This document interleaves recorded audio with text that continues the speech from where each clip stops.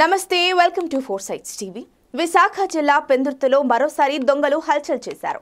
పెందుర్తిలోని Prashanti Nagar royal అపార్ట్మెంట్లో 2 లక్షల రూపాయలతో పాటు తులం బంగారం, వెండి చోరీకి పాల్పడ్డారు.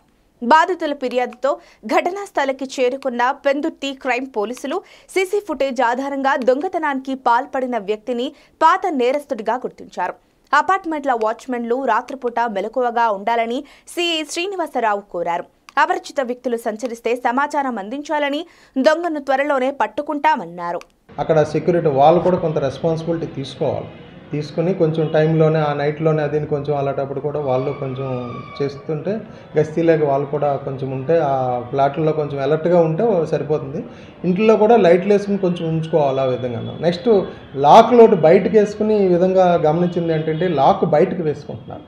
అలా కాకుండా లోపలికి వేసుకున్న క్యాంప్ వెళ్ళినా సరే లోపల వైపు ఇలా లాక్ గ్రిల్స్ లోపలికి ఇలాగా వేసుకున్నా కూడా అది బాగానే ఉంటుంది. దానివల్ల లోపల ఇంట్లో ఉన్నారనేది ఎవరైనా అఫెండర్కి ఆ ఇంటి మీదకి రాకుండా ఉండడానికి అవకాశం, దొంగతనం చేయడానికి ఛాన్సెస్ ఉండవు. లోపలికి వేసుకుని బయట ఉంటే ఆల్రెడీ తెలుసుకుంది ఆ ఇంట్లో ఎవరూ లేరు అనేసి వాళ్ళకి ఉదాహరణ ఎక్కువ వస్తుంది. మేము లాక్డ్ హౌస్లు కూడా వాటికి కూడా ఇంతకుముందు LHMS ఇవన్నీ కూడా పెట్టి దాని ద్వారా కూడా క్యాచ్ చేయడం అఫెండర్స్ జరిగింది.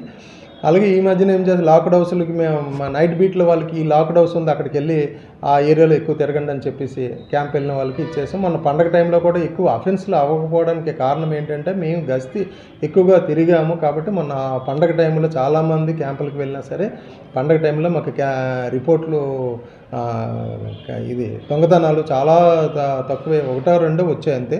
పండగ టైంలో మాకు రిపోర్ట్ కూడా ఎక్కువ లేవు, అసలు దొంగతనాలు జరగలేదు. పండగ టైంలో మేము అంతా అలా తిరిగాము. ఎవరు కూడా సెలవులకు కూడా వెళ్లకుండా మేము ఆ విధంగా